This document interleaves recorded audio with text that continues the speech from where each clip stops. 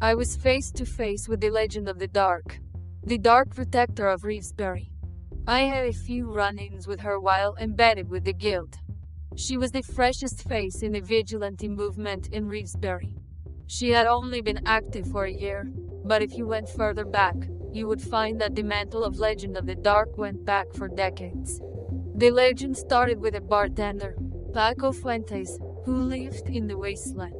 Over a year, he became a living legend, and was one of the first vigilantes in the Wasteland. He took down a significant drug ring on his own, and was responsible for incarcerating a serial arsonist. He was believed to be dead after being caught in an explosion in his apartment building. This was merely an illusion, as the legend would return a few months later as a figure in the dark. He never showed his face, but put a dent in the city's crime empire. Ultimately, he died after a big showdown with the crime lord Wes Crimson. They died together, leading to a new dawn in Reevesbury's dark past. After a few years, this new mystery woman would take over his legacy and take it upon herself to protect Reevesbury. The legend limped towards me, telling me she had followed the scuffle I had in New Asia. Apparently, Janowski reached out to her to keep an eye out for me if I would ever step foot in Reevesbury. I won't lie, I felt a bit tense. Even though she claimed to need my help, she gripped her staff so tightly that I thought it would break. She asked me what I knew about the Reevesbury Russian mob. Of course, I knew about the mob. They were the leaders in human trafficking in New Haven. They had their hands in everything from sex trading to drugs. They were not the type of people you wanted to get involved with. The family at the top of this empire was the Petranov family, and more specifically, Konstantin Petranov. Konstantin was the typical party boy who inherited the mob from his parents. He was a tall, tattoo-ridden blonde with a sickness for beautiful women. Don't get me wrong, he was very intelligent. He had taken the mob from a criminal organization to a global network. This was nearly impossible, especially after Wes Crimson's hold on the city had diminished. Back when Konstantin's parents were in charge, everything was free for all. But now there was oversight and a higher police presence. So he had to make the mob look a bit more legitimate. After legitimizing the mob as a company, he named Petranov Global. He had to pay off cops, judges, and high-ranking political figures. So his whole network was now running like a well-oiled machine. The Legend of the Dark had been trying to stop the shipment of young girls from Asian countries. She had been successful for the most part, intercepting multiple shipments and either integrating the girls into New Haven or arranging for them to be sent back home. But unfortunately, Konstantin had upped his game. He had somehow gotten his hands on advanced weaponry and some drug that enhanced his lower-level goons. 2 nights ago, the legend had been trying to free some of the girls coming in when she was met with beefed-up henchmen and blasts from some sort of laser cannon. She had been badly injured in the fight, and needed help storming the castle before the girls were all processed out. I quickly scanned her body, and she had a few broken bones. I asked her if she had gone to the doctor. She brushed me off, and asked me if I could help her. I wasn't sure.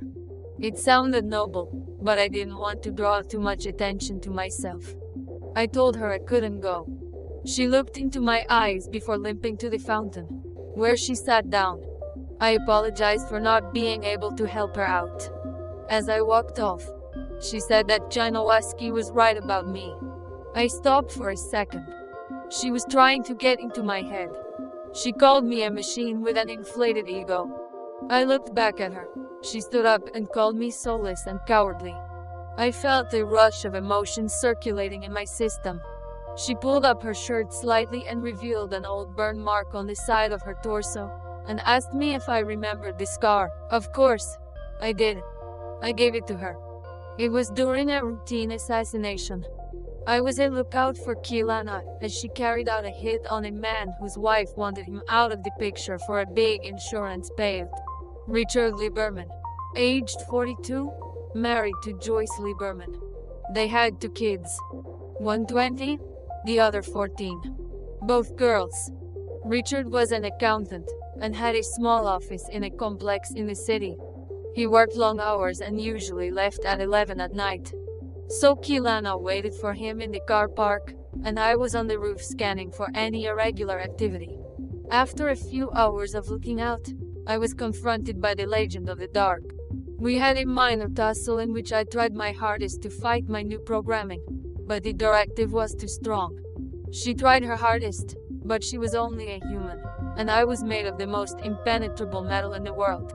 But she was persistent and very resourceful. Unfortunately, she had to be taken out, or we would blow the mission. So I had to blast her body. The blast tore through her protective vest and burned some of her flesh. Most people would have been screaming in pain, but she tried to crawl back to me. That's when I knew she was special. In some ways, she was like a robot. I could see it in her eyes. The drive to accomplish a singular mission. All she wanted was to protect the city. It was as if she owed a debt or something. She would get back up no matter how many times she was knocked out. I did the merciful thing and knocked her out, and threw her into the nearest dumpster. The mission, unfortunately, was a success. Another life was lost because of me. Looking at that scar reminded me of an essential aspect of being human: perseverance. Here was a young person taking the weight of the world on her shoulders and crawling back for more. It probably was hard for her to even ask for my help. How could I say no? How could I stand by while people were sold into a life they didn't want? I was once upon a time like them.